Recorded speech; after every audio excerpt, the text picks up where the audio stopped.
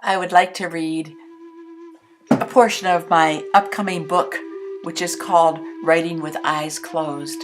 And this piece comes from the chapter called Don't Be Afraid of the Dark.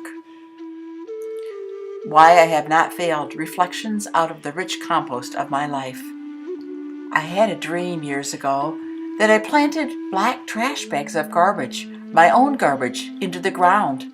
Then I planted an oak tree. It sprung up, deep-rooted into the soil, and the limbs gave home to birds and beasts. It was a lovely tree in a community of caring. We do live out of the rich soil of our lives, at least if we are not afraid of our lives, past, present, and future, and we let our roots go deep enough to be nurtured by it all. I have not failed because when I was 5, my father gave me a star. Being 5, I did not know fully the value of such a gift, but he did, or at least in some way he knew it was important for his daughter to have a star. Perhaps to someone else that sounds strange. A star?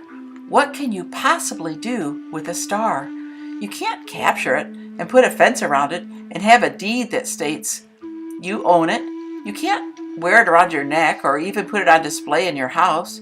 You can't put a sign up across the heavens that states in all languages, "See this star called Vega?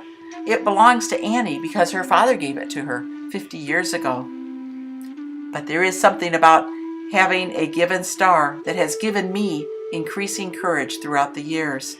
After all, it remains overhead. And in the midst of storms, those times when I wondered why I even bothered, it still was there.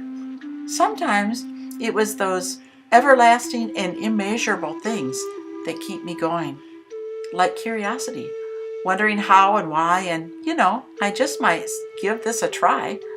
Sometimes following a creative leading, or even though someone says, "It's not really marketable, or "You are doing what?"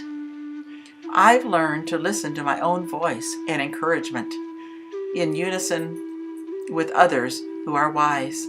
I've learned to identify wisdom versus greed. I've learned that you cannot put a star in your pocket.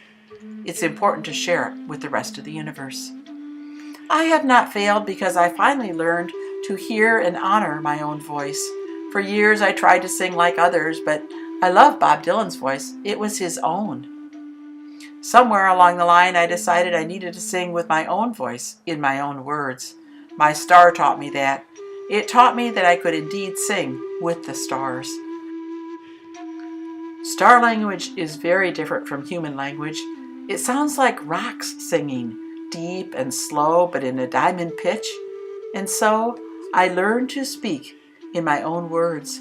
I have not failed because when you speak and live your truth, your words, there is indeed no failure.